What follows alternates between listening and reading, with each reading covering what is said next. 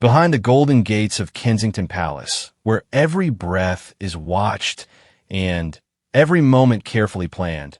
Sometimes the most extraordinary gifts come wrapped in the simplest moments. This Christmas would prove that even for those born into privilege, the greatest miracles often arrive when least expected, changing everything in ways that money and titles never could. What happens when a future king decides to break every royal protocol to give his beloved wife something that no crown jewel could ever match? The answer would transform not just their marriage, but touch the hearts of millions around the world, proving that love knows no boundaries, not even royal ones.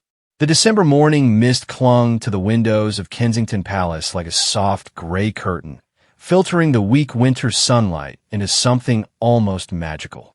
Catherine, the Princess of Wales, stood at her bedroom window, watching the gardeners prepare the palace grounds for the upcoming Christmas celebrations. Her fingers traced absent patterns on the glass as she lost herself in thoughts that had been haunting her for weeks. The past year had been particularly challenging for the royal family. Between official duties, public appearances, and the constant scrutiny of the media, Catherine often felt like she was living in a beautiful cage made of protocol and expectations. Every smile had to be perfect, every word carefully chosen, every gesture calculated to maintain the dignity of the crown. Sometimes, in quiet moments like this, she wondered what her life might have been like if she had remained simply Kate Middleton, the girl from Berkshire who once dreamed of nothing more complicated than a quiet family Christmas. William entered the room quietly, having learned over the years to read his wife's moods from the set of her shoulders and the way she held her head. He approached slowly, wrapping his arms around her waist from behind and resting his chin on her shoulder. They stood together in comfortable silence, watching the world wake up beyond their window. "Penny for your thoughts," he murmured against her ear, using the phrase that had become their private code for deeper conversations. Catherine leaned back into his embrace, drawing strength from his steady presence. "I was just thinking about Christmas," she said softly, "about how different everything is now from when we were just starting out. Do you remember that first Christmas after we were married? We were so nervous about everything being perfect, and then your grandmother's corgi got into the pudding." William chuckled, the memory bringing warmth to his eyes. And she laughed harder than any of us had ever seen her laugh. She said it was the most entertaining Christmas dinner she'd had in decades. His expression grew more serious as he studied his wife's reflection in the window. "But that's not really what's bothering you, is it?" Catherine turned in his arms, meeting his concerned gaze. The morning light caught the auburn highlights in her hair, making her look almost ethereal. "Sometimes I feel like I'm disappearing," she admitted quietly. "Like I'm becoming this perfect royal portrait instead of a real person." "The children see it too, William. Yesterday, Charlotte asked me why I always have to be so fancy, why I can't just be Mummy without all the rules." The pain in her voice cut through William like a knife. He had watched his wife transform herself over the years, molding her natural warmth and spontaneity into the refined elegance expected of a future queen. While he admired her grace and dedication, he had also mourned the loss of some of the carefree spirit that had first captured his heart at university. "You haven't disappeared," he said firmly, cupping her face in his hands. "You're still the woman who challenged me to a cooking competition in our student flat and nearly burned down the kitchen. You're still the person who makes our children laugh until their sides hurt. The royal training hasn't changed who you are at heart, Catherine. It's just added layers." She smiled, but William could see the sadness lingering in her eyes. "Sometimes I feel like I need permission to just be myself anymore. Even with the children, I find myself correcting their posture or reminding them about proper pronunciation. I'm becoming my own governess." That afternoon, William found himself in his private study, staring at the calendar on his desk. Christmas was only 3 weeks away, and the usual elaborate plans were already in motion. There would be the traditional service at Sandringham, the formal family photographs, the carefully orchestrated public appearances. Every moment will be documented, analyzed, and discussed by newspapers around the world. But as he thought about Catherine's words that morning, an idea began to form in his mind. It was completely against protocol, potentially scandalous, and would require him to call in several favors from trusted friends. It was also exactly the kind of spontaneous, heartfelt gesture that the old Kate would have appreciated. William pulled out his personal phone, the one reserved for family and closest friends, and began making a series of very discreet calls. His first was to his brother Harry, who, despite their complicated relationship, still understood William better than almost anyone. "I need a favor," William said without preamble when Harry answered. "A big one, and I can't explain why right now." There was a pause before Harry's familiar voice came through, tinged with curiosity and concern. "What kind of favor are we talking about? And should I be worried about my security clearance?" "The kind that might get us both in trouble with the Palace Press Office," William admitted. "But it's for Catherine, and it's important." Harry's tone immediately shifted to one of support. Despite their differences, his love for his sister-in-law had never wavered. "Whatever you need, brother. Just tell me how I can help." Over the next several days, William threw himself into planning with the kind of focused intensity he usually reserved for state matters. He recruited a small team of trusted allies, each sworn to absolute secrecy.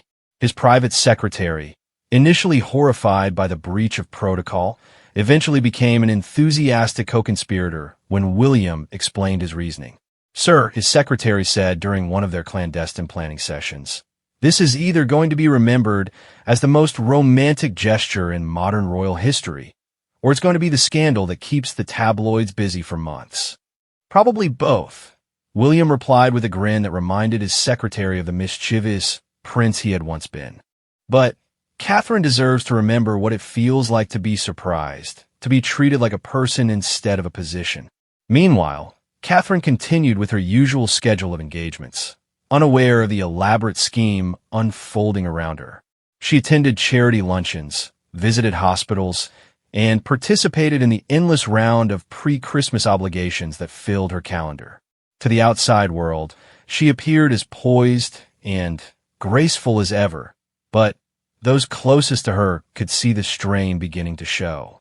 During a particularly tedious committee meeting about floral arrangements for the Christmas service, Catherine found her mind wandering to memories of simpler times. She thought about Christmas mornings in her childhood home, when her biggest worry was whether she had shaken her presents enough to guess their contents. She remembered university Christmases with William, when they were just two young people in love, buying each other silly gifts and staying up too late watching old movies. "Mom." The voice of the head florist broke through her reverie. "Did you have a preference for the altar arrangements?" Catherine blinked, realizing that everyone in the room was looking at her expectantly. "Oh yes, of course. Whatever you think would be most appropriate," she said, the trained response falling automatically from her lips. That evening, as she helped Charlotte with her homework and listened to George practice piano, Catherine felt the familiar tug of longing for something more authentic, more spontaneous. She loved her life and felt privileged to serve in her role, but sometimes the weight of constant propriety felt suffocating. William watched his wife from the doorway, noting the way she unconsciously straightened her posture even while sitting on the floor with their daughter. His resolve strengthened. The plan he was putting together was risky and unconventional, but Catherine deserved to feel like herself again, even if only for a few precious hours. Later that night, as they prepared for bed, William took Catherine's hands in his and looked into her eyes with an intensity that made her breath catch. "Trust me," he said simply. "I always do," she replied, though she was puzzled by the cryptic statement. "Good," he said, kissing her forehead gently, "because I have a feeling this Christmas is going to be unlike any other we've experienced." Catherine smiled, assuming he was referring to some minor change in their usual routine. She had no idea that her husband was orchestrating something that would challenge every convention they had lived by, something that would remind them both why they had fallen in love in the first place. As December deepened and the palace filled with the scents of pine and cinnamon, William's secret preparations intensified. Phone calls were made in hushed tones, arrangements were confirmed with military precision, and contingency plans were developed for every possible complication. The small circle of people involved in the scheme grew more excited with each passing day, everyone understanding that they were part of something special. Catherine, meanwhile, threw herself into creating the perfect Christmas for her children, determined that despite her own internal struggles, George, Charlotte, and Louis would have magical memories of the holiday season. She personally oversaw the decoration of their private family tree, helped the children write letters to Father Christmas, and even convinced the palace kitchen to let them help make Christmas biscuits, despite the potential mess. It was during one of these baking sessions, with flour in her hair and chocolate on her apron, that William realized his wife was still very much the woman he had fallen in love with. She just needed permission to let that woman shine through more often. His Christmas surprise would be exactly that permission, wrapped up in the most unexpected package imaginable. The countdown to Christmas had begun, and with it, the countdown to a revelation that would change everything. The second week of December brought with it a flurry of activity that seemed to swirl around Catherine like a perfectly orchestrated dance she wasn't quite part of. She noticed the subtle changes first in William's behavior. He would disappear for hours at a time, claiming meetings that weren't on his official calendar.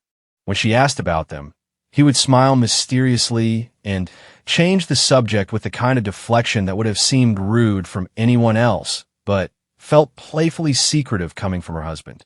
"You're plotting something," Catherine accused him one evening as they sat by the fireplace in their private sitting room. The children were finally asleep after an exhausting day of Christmas shopping in disguise, complete with baseball caps and scarves that did little to hide their identities from the sharp-eyed security team that followed at a discreet distance. William looked up from the papers he was reviewing, his expression the picture of innocence. "I have no idea what you mean.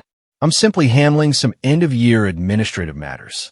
Catherine raised an eyebrow, a gesture that had become more pronounced during her years of royal training, but still carried hints of the skeptical young woman who had first challenged him at university. "Administrative matters that require you to whisper into your phone and disappear into rooms that suddenly go quiet when I walk past." "You're being paranoid," Williams said, but the smile tugging at the corners of his mouth betrayed him. "I'm being observant," Catherine corrected. "There's a difference. And I've noticed that everyone from your private secretary to the head of security has been looking at me like they know something I don't." She wasn't wrong. The conspiracy had grown beyond William's initial small circle of trusted allies. The nature of royal logistics meant that even the most private endeavors required the cooperation of multiple departments, each bound by elaborate non-disclosure agreements and personal loyalty to the Prince of Wales. The household staff, normally models of discretion, found themselves struggling to maintain their usual professional composure around the princess. Mrs. Henderson, Catherine's longtime dresser, had been particularly challenging to manage. When William had approached her with his request for assistance, the elderly woman had actually teared up with emotion. "In 30 years of royal service, Your Royal Highness," she had said, "I have never been asked to participate in something so wonderfully romantic. The princess deserves this more than anyone." The challenge was keeping Mrs. Henderson from giving away the surprise through sheer enthusiasm. She had already made several suspicious comments about Catherine needing to take better care of her casual clothes and had mysteriously presented her with a new pair of comfortable walking boots, claiming they were an early Christmas gift from an admirer of your work with outdoor charities. Catherine accepted the boots with gracious confusion, adding them to her growing mental list of peculiar occurrences. There was also the matter of her security detail, who seemed to be conducting more thorough route planning than usual for her upcoming engagements. When she questioned the head of her protection team, he had mumbled something about seasonal security protocols and changed the subject so quickly that she knew he was hiding something. The children, bless them, were proving to be unexpected allies in William's plan, though they had no idea they were part of any conspiracy. George, at 10 years old, was old enough to notice that his father seemed more energetic than usual, but young enough to accept the explanation that Daddy is planning something special for Mummy's Christmas. Charlotte, ever the diplomat at 8, had inherited her mother's intuition and her father's charm. She had cornered William one afternoon after school, fixing him with a stern look that was remarkably similar to Catherine's. "Papa," she said with the kind of directness that only children could manage, "Mummy seems sad lately. Are you going to fix it?" The question hit William harder than he expected. "What makes you think Mummy is sad, sweetheart?" Charlotte considered this seriously, her young face scrunched in concentration.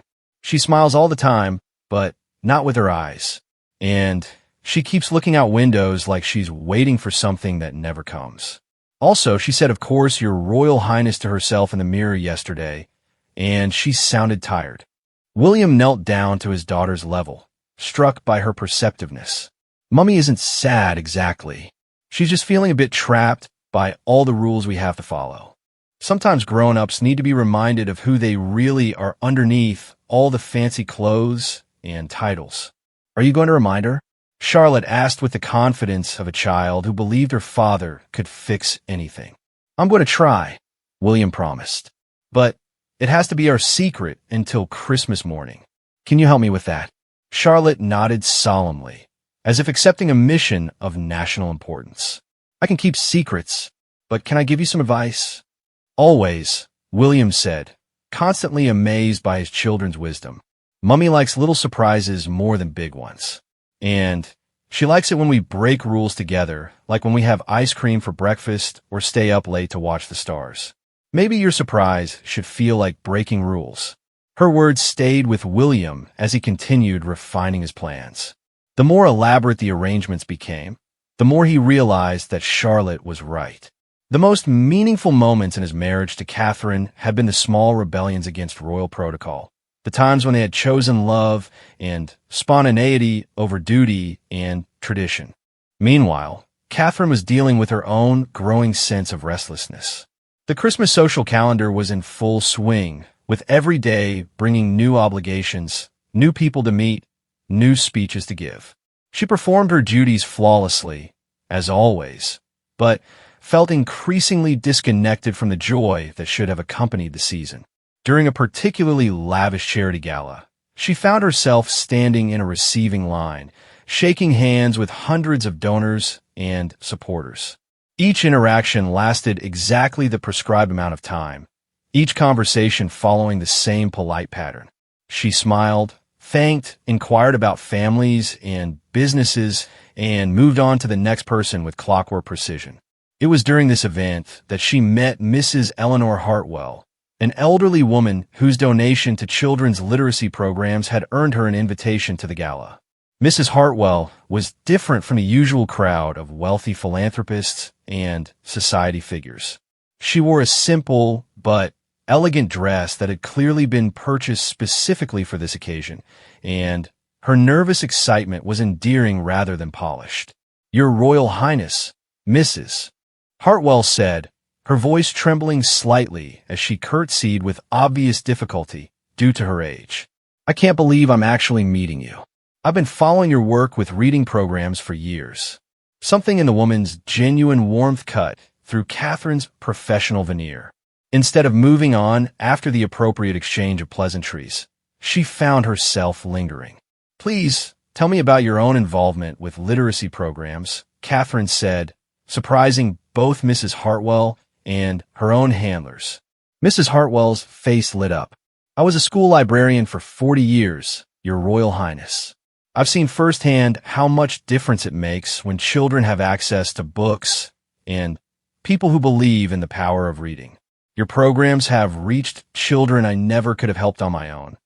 For the first time that evening, Catherine felt genuinely engaged. "What was your favorite part of being a librarian?" "The moment when a reluctant reader discovers a book that changes everything for them," Mrs. Hartwell said without hesitation. "The way their whole face transforms when they realize that stories can take them anywhere, that books can be friends when they feel alone." Catherine found herself thinking about her own children, about the hour she spent reading to them before bed, about how those quiet moments felt like the most important part of her day. "That's beautiful," she said softly. And that's exactly why this work matters so much to me. The conversation was interrupted by Catherine's private secretary, who gently reminded her that there were many more guests waiting. As Catherine moved on, she felt a pang of loss. Mrs. Hartwell represented something real and meaningful, a connection to the actual purpose behind all the formal events and protocol. That night, as she and William prepared for bed, Catherine found herself telling him about the encounter. She reminded me of why I wanted to be involved in these causes in the first place, Catherine said, brushing her hair with slow, thoughtful strokes. Before it became about photo opportunities and speech statistics, there was something so authentic about her enthusiasm. William watched his wife in the mirror, noting the way her expression had become more animated as she talked about Mrs. Hartwell. This was exactly the kind of authentic connection he hoped his Christmas surprise would help her rediscover. Maybe you need more opportunities for those kinds of genuine interactions, he suggested carefully. Catherine met his eyes in the mirror. Maybe I do, but you know how impossible that is with our schedule and security requirements. Everything has to be so carefully planned and controlled. What if it didn't have to be? William asked quietly. Before Catherine could respond, there was a soft knock on their bedroom door. Louis, their youngest, appeared in the doorway wearing his favorite dinosaur pajamas and clutching a stuffed rabbit. I had a bad dream, he announced matter-of-factly. Catherine immediately put down her brush and opened her arms. Come here, darling. Louis climbed onto the bed between his parents, settling into the familiar comfort of their presence. I dreamed we lived in a castle, but it was made of ice and no one could visit us because it was too cold and slippery. William and Catherine exchanged a look over their son's head. Even at 5 years old, Louis seemed to be picking up on the isolation that sometimes came with their position. That does sound like a scary dream, Catherine said, stroking Louis's hair. But you know what? Even if we lived in an ice castle, we would find a way to make it warm. Maybe we would light fires in every room or invite everyone to bring blankets and hot chocolate. And we would build slides out of the ice, William added, making Louis giggle. So visiting would be fun instead of scary. As they settled Louis back to sleep in his own room, Catherine felt a familiar ache. These spontaneous family moments were precious precisely because they were so rare. Most of their time with the children was scheduled around official duties, structured around the needs of the institution rather than the rhythms of family life. Back in their own room, William pulled Catherine close, feeling the tension in her shoulders. 2 more weeks, he murmured against her hair. Until Christmas? Catherine asked. Until you remember who you really are, William said softly. Catherine pulled back to look at him, puzzled by the cryptic comment. But William had already turned off the bedside lamp, leaving her questions for another day. As December continued its relentless march toward Christmas, the mysterious undercurrents in Catherine's daily life grew stronger. She began to notice that people were watching her more carefully than usual, as if waiting for something to happen. Her schedule, normally planned months in advance, seemed to have some unusual gaps appearing around Christmas Eve. When she questioned her private secretary about these scheduling anomalies, she received vague responses about flexibility for family time and keeping options open for weather-related changes. Catherine had been part of the royal machine long enough to know that such vagueness usually meant something specific was being hidden from her. The mystery deepened when she discovered William having hushed conversations with people she wouldn't have expected him to be consulting. She caught glimpses of him talking to the head gardener, the palace chef, and even the stable master. When she asked about these unusual consultations, William claimed he was simply taking more interest in the day-to-day operations of their household. Since when do you care about garden maintenance schedules? Catherine asked with amused suspicion. Since I realized how much work goes into maintaining the grounds we take for granted, William replied smoothly, though his eyes held that telltale glint of mischief that she had learned to associate with his more creative schemes. The truth was that William's plans had evolved far beyond what he had originally envisioned. What had started as a simple gesture had grown into something more elaborate, more meaningful, and considerably more risky from a protocol standpoint. But Every time he saw Catherine go through the motions of royal duty without the spark of joy that had once defined her, his resolve strengthened. Christmas was coming, and with it, a surprise that would either be remembered as a beautiful gift of love and spontaneity, or as the day the Prince of Wales temporarily lost his mind and dragged his wife along with him. Christmas Eve morning arrived with the kind of crisp, clear weather that made everything look like a postcard.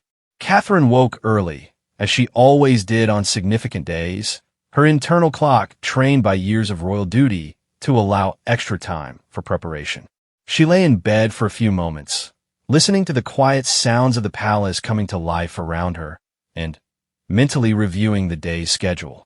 There would be the traditional Christmas Eve service, followed by tea with selected members of the extended royal family, then the formal Christmas Eve dinner, and, finally, the private family gift exchange that had become their own cherished tradition.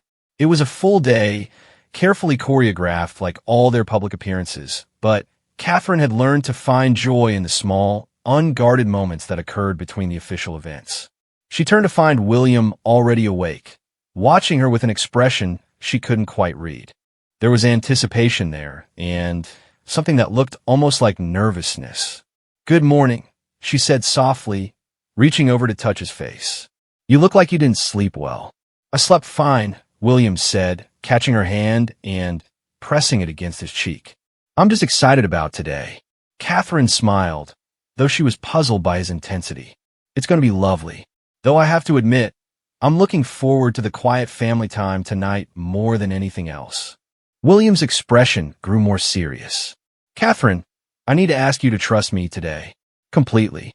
There are going to be some changes to our usual routine, and I need you to go along with them without asking too many questions." Catherine sat up, her attention fully focused now. "What kind of changes?" "William, we have responsibilities today. People are counting on us to follow through with our commitments." "All of our official commitments will be honored," William assured her quickly. "But there might be some unexpected additions to our day. I need you to promise me that you'll trust my judgment, even if things seem unusual." Catherine studied her husband's face, noting the earnest hope in his eyes. After 15 years together, she had learned to recognize when William was operating from the heart rather than the head. These were often his most questionable decisions from a practical standpoint, but also his most meaningful ones. "I promise," she said finally. "But if this involves anything that could embarrass the children or put anyone at risk." "It won't," William said firmly. "I would never do that. This is about giving you something I should have given you years ago." Before Catherine could ask what he meant, there was a knock on their door, and Mrs. Henderson entered with their morning tea, her face glowing with barely suppressed excitement. "Good morning, Your Royal Highnesses," she said, her voice slightly higher than usual. "I've taken the liberty of selecting some comfortable clothes for Your Royal Highness today," she said, addressing Catherine specifically. "I thought you might appreciate having options for various activities." Catherine looked at the clothes Mrs. Henderson had laid out, surprised to see casual slacks, a warm sweater, and the comfortable walking boots she had received as an unexpected gift the week before.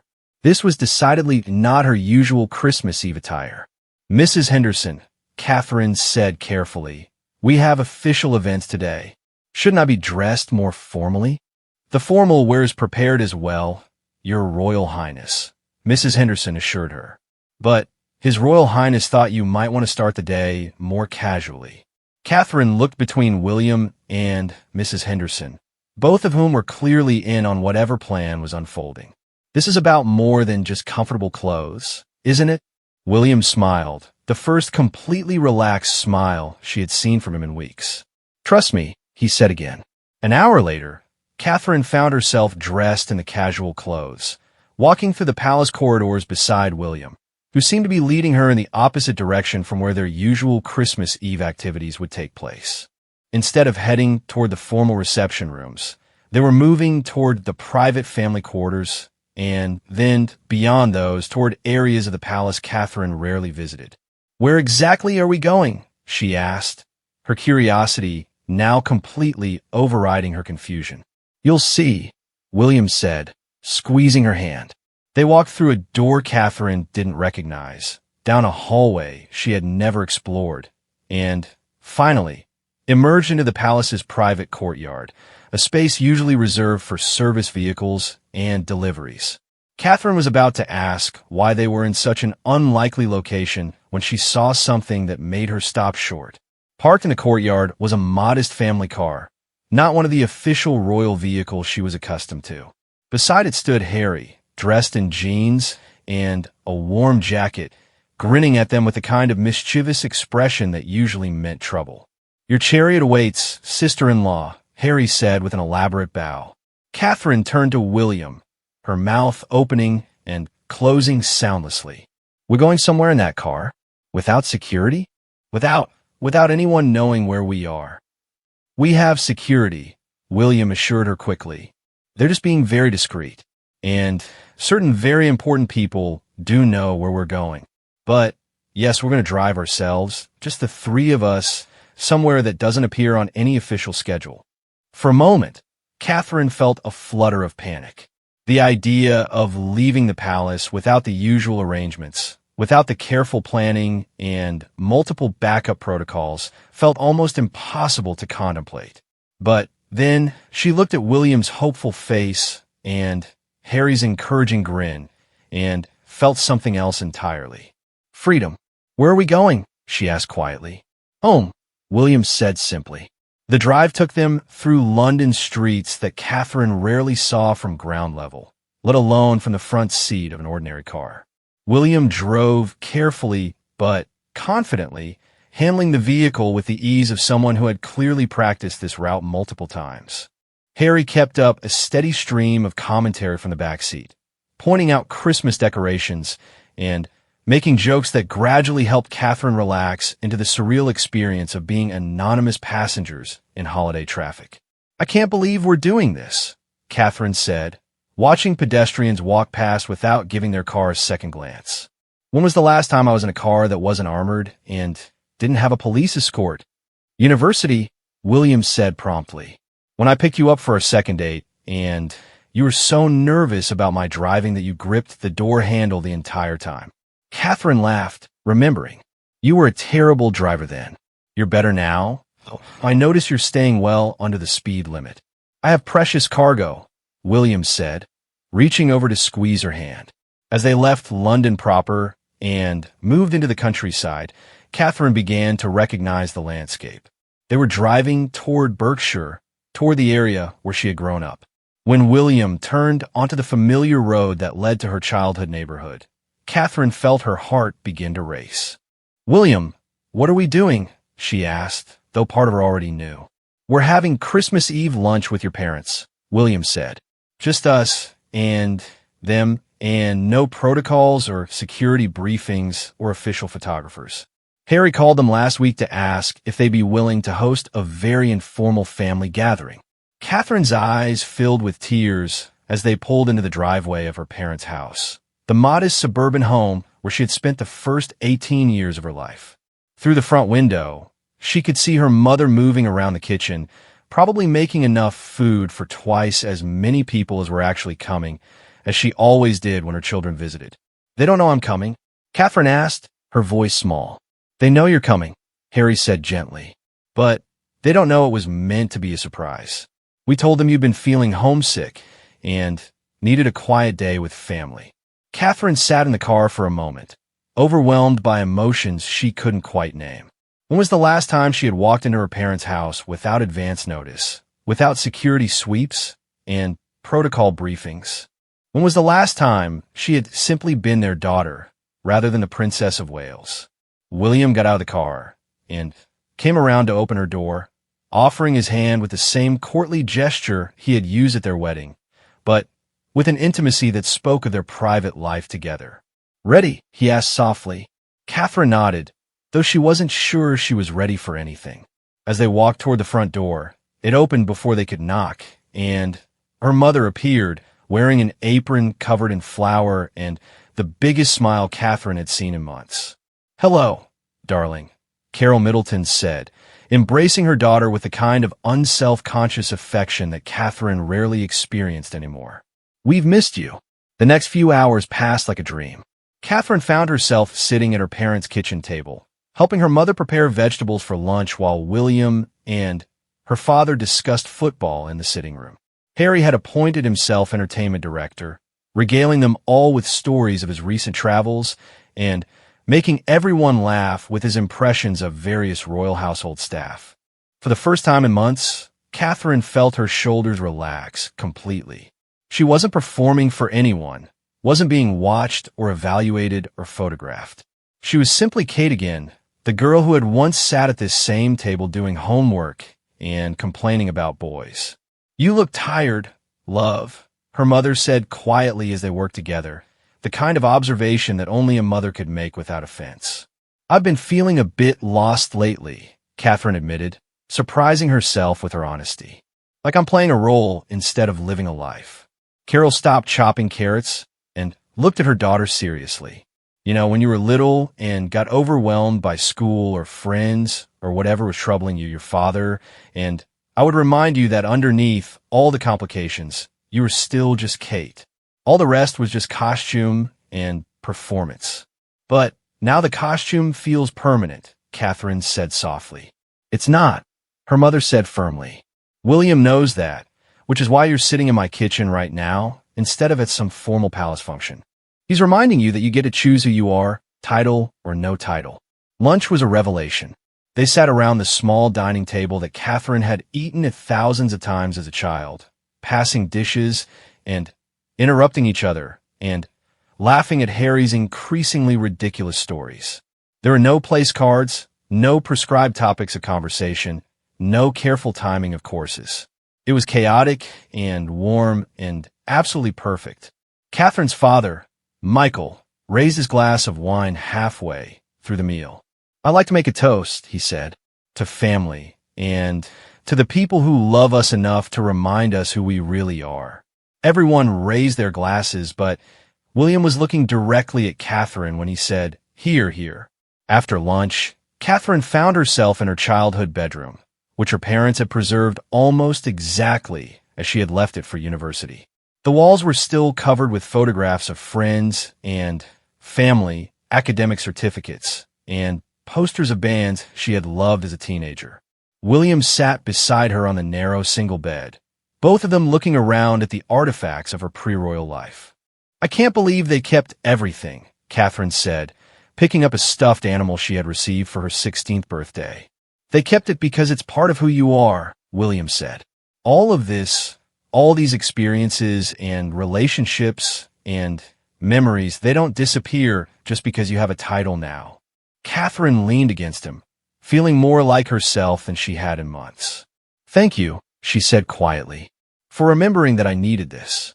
"Thank you for trusting me," William replied, even when it seemed crazy. They spent another hour with her parents before the reality of their official duties called them back to London. The return drive was quieter than the journey out, all three of them processing the afternoon's unexpected gift of normalcy. "We should do this more often," Catherine said as they approached the palace. "We should do lots of things more often," William agreed. "Starting tonight." "What do you mean?" William smiled mysteriously. "The day's not over yet. We still have Christmas Eve dinner with the family." But when they arrived at the palace, Catherine discovered that Christmas Eve dinner with the family had been redefined in her absence. Instead of the formal dining room with its elaborate place settings and strict protocol, the meal had been moved to their private family dining room. Instead of the usual extensive guest list, only their immediate family was present. Just William, Catherine, and their 3 children. The children, who had been in on the surprise from the beginning, greeted their parents with excitement that had nothing to do with royal duties and everything to do with genuine joy at having their family together. "Did you have a good adventure, Mummy?" Charlotte asked, using the word that had become their family code for any activity that broke normal rules. "The best adventure," Catherine said, hugging her daughter tightly. "And I think we should have more of them." George, ever practical, wanted to know if this meant they would be doing more normal people things, while Louis was primarily interested in whether their adventure had involved any dinosaurs. As they sat down to dinner, Catherine realized that this simple family meal with its casual conversation and relaxed atmosphere, felt more meaningful than any of the elaborate Christmas celebrations she had participated in as a royal. Later that evening, after the children had been settled in bed with extra stories and Christmas Eve excitement, William and Catherine sat together by their fireplace, watching the flames dance and reflecting on the day's unexpected journey. "I have one more surprise," William said quietly. Catherine groaned playfully. "I don't think I can handle any more surprises today. My heart is still recovering from this afternoon." William smiled and pulled an envelope from his pocket. "This one is smaller, but I think it might be the most important." Catherine opened the envelope to find what looked like an official palace memo, but as she read it, she realized it was something else entirely. It was a new arrangement for her royal schedule, one that built in regular time for informal family activities, unscheduled personal time, and what the memo called authenticity breaks, periods when she would be encouraged to engage in activities that connected her with her pre-royal identity. "You arranged for me to have official permission to be myself?" Catherine asked, her voice filled with amazement. "I arranged for us to remember that being royal doesn't mean stopping being human," William corrected.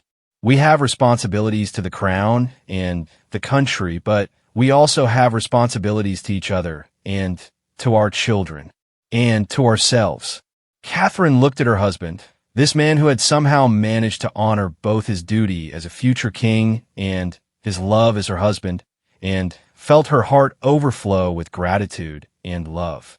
"Merry Christmas, Catherine," William said softly.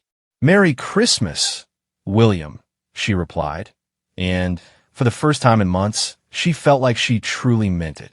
Outside their windows, snow began to fall on Christmas morning, blanketing the palace grounds in pristine white. Inside, the Prince and Princess of Wales fell asleep in each other's arms, dreaming of ordinary adventures and extraordinary love, secure in the knowledge that sometimes the most precious gifts come wrapped in the simple promise of authenticity, connection, and the courage to be genuinely, completely yourself. The Christmas miracle hadn't been grand or public or particularly royal. It had been intimate, personal, and utterly perfect. William had given Catherine the gift of remembering who she was beneath the crown, and in doing so had reminded them both that their greatest strength as a couple came not from their titles, but from their unwavering commitment to seeing and loving each other's truest selves. As Christmas morning dawned bright and clear, the Wales family would wake to a holiday transformed by love, spontaneity, and the kind of authentic joy that no amount of protocol could create, but that could be preserved and nurtured by two people brave enough to choose each other again and again in both ordinary moments and extraordinary circumstances.